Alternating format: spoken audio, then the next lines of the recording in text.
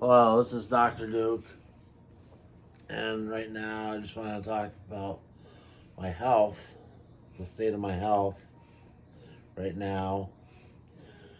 I have a bad hip, a right hip, and I saw an x ray of it. The orthopedist said I had something called avascular necrosis, which is dieback of the hip bone um, because of loss of vascularization, blood vessels in the hip bone. And so I likely will have to have a hip replacement surgery done at some point in the not too distant future. Also, my lungs are not in very good shape because I used to smoke cigarettes very heavily. And I have various mental and issues and psychological issues. I have autism and schizoaffective disorder, depression. Take meds for those things. I also take a cholesterol medicine, atorvastatin. So I do have health issues. As I said, I used to smoke cigarettes, tobacco cigarettes, and quit that a few years ago. But I do smoke marijuana to process my thoughts and to help basically psychoanalyze myself and to deal with things. I don't smoke a lot, but smoke a little bit.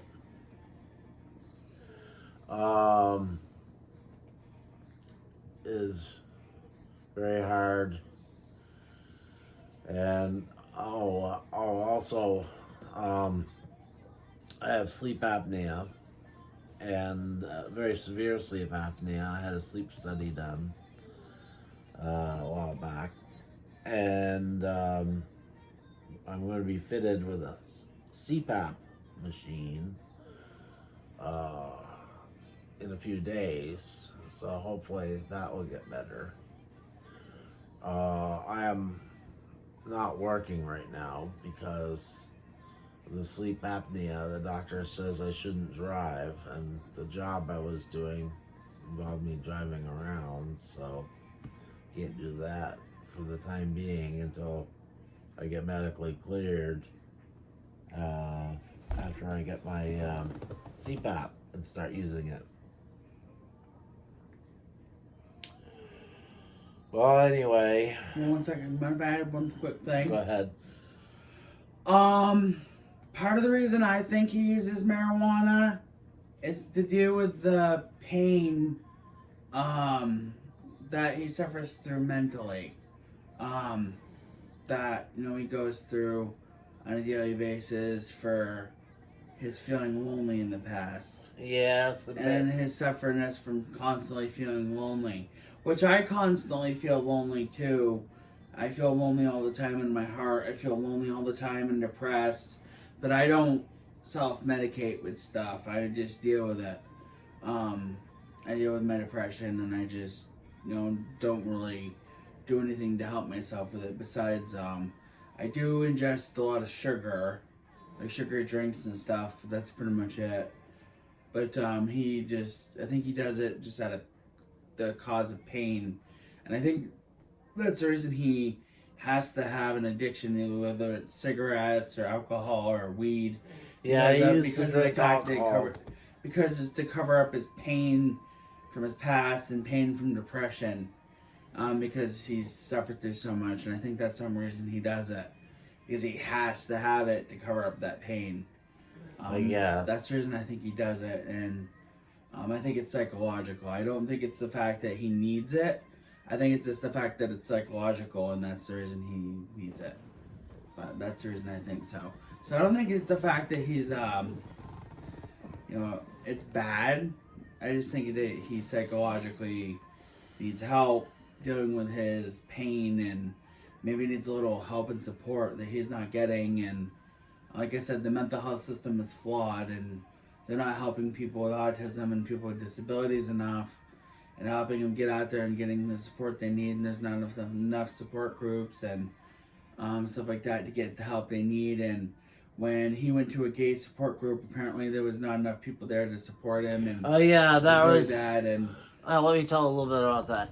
Yeah, there was this thing where they're trying to get this support group going of people who are LGBTQI whatever, but they also had to be disabled. And of course, in this little town of St. Johnsbury, Vermont, just a few thousand people live in this town, and the surrounding area is rural without a lot of population.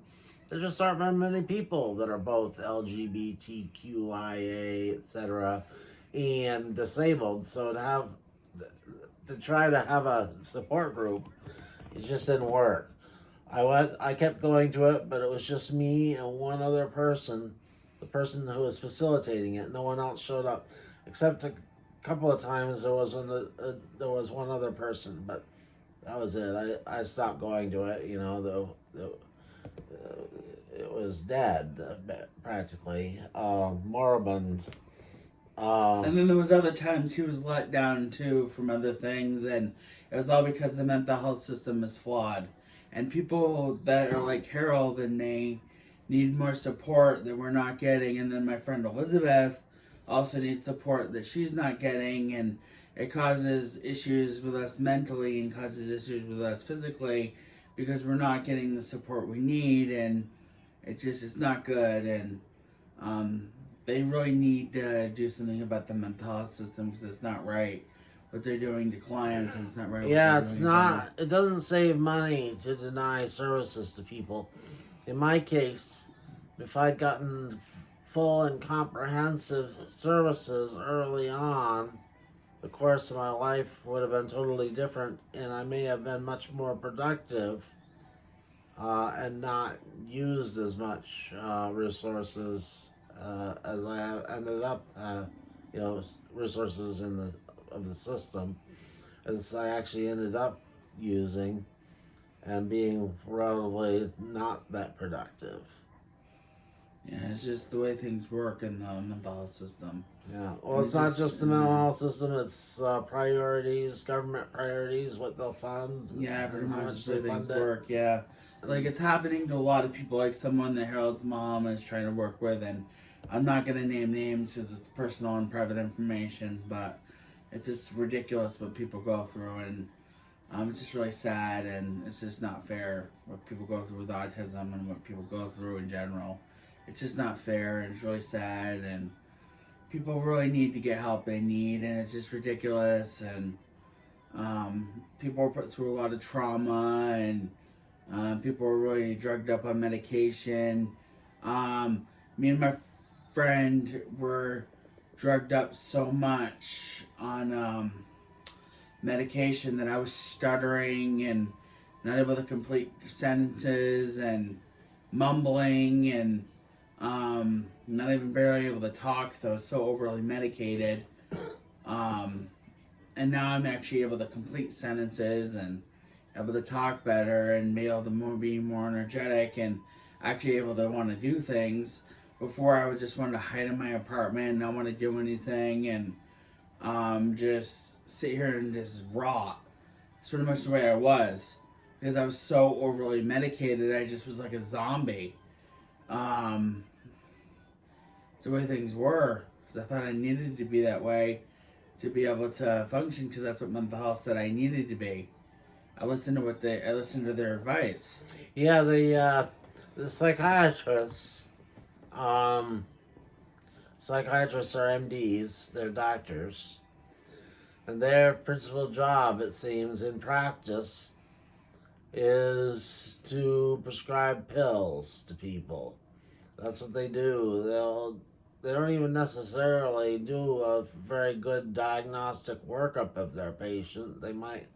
They'll maybe talk with them a little bit, and then based on what it says in the what's it called, that book of well, anyway, it's a book of um, uh, illnesses, psychiatric illnesses, and so on. The PDR, and anyway, they just prescribe a pill for the person, and I've been taking meds for decades now. I seem to be stable on the medications I am taking now, but I'm concerned what the long-term effects are going to be of being on all these medicines.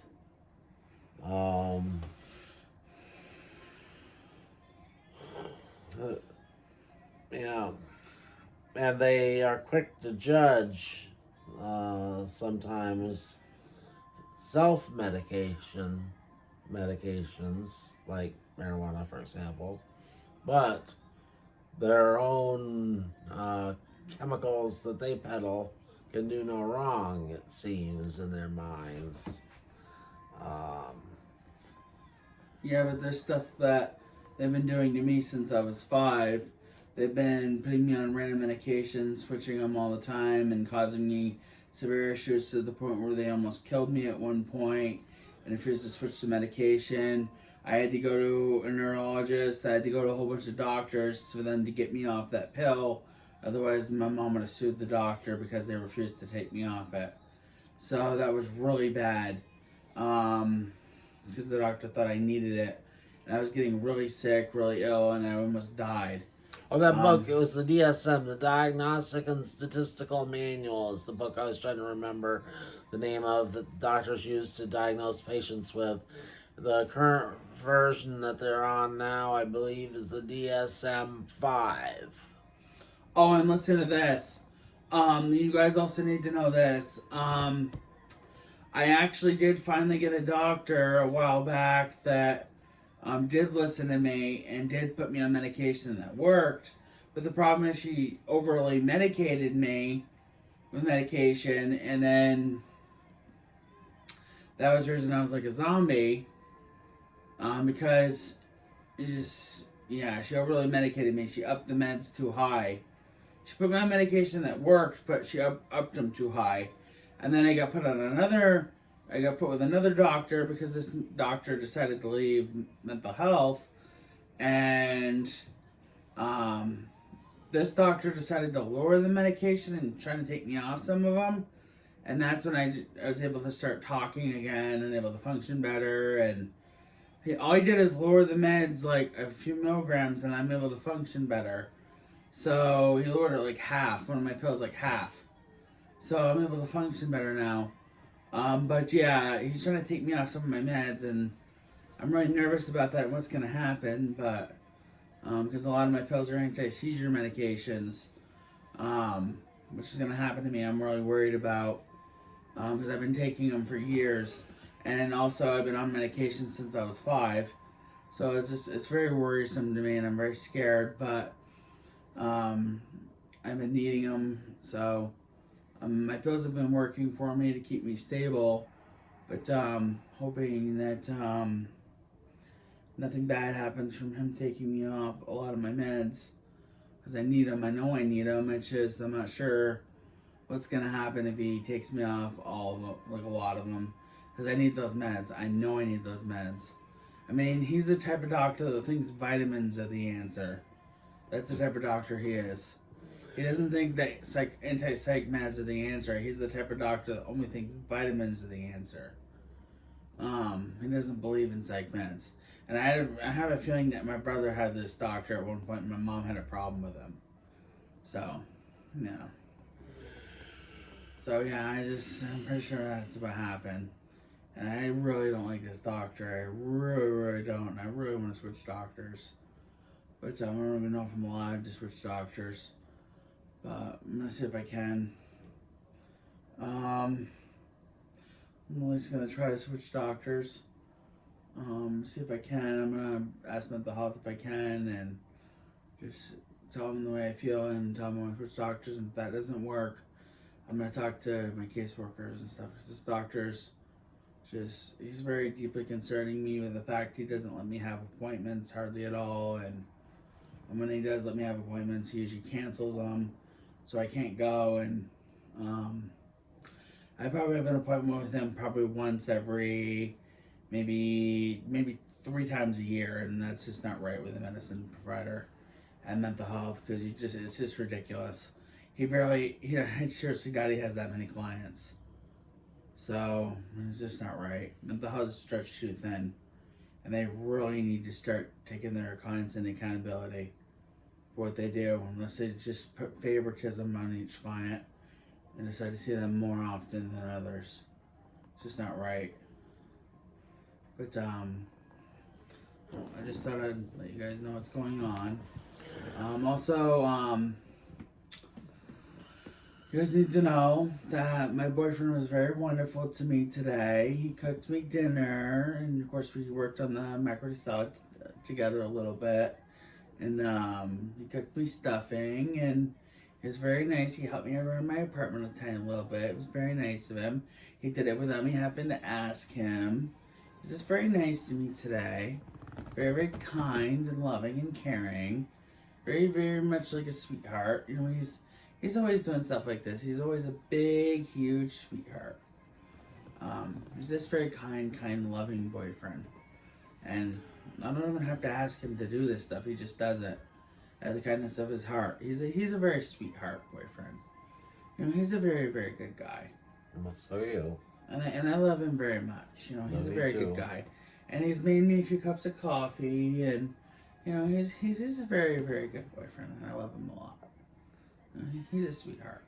You know, because I got a big old cut in a certain area, and it's not for me causing it. It's just the cut that is it's just a random cut, and it's in a certain spot that I'm not gonna mention, but it's personal. But he helps me because of it. So it's very nice of him to help me, because of that, you know, personal situation. And he's just a very loving, kind, sweet, caring boyfriend, and I really appreciate him. Considering mental health doesn't seem to really care, considering they were supposed to bring the antibiotic ointment literally yesterday, considering today's a new day, and they didn't do it. So, and I really needed it. But, you know, seems like they're that type of people, but whatever. But, hope you have a good day. This is Joseph Granger, and this is... Yep. Please like, share, subscribe, comment. It's And this Dr. is- Nuke signing off.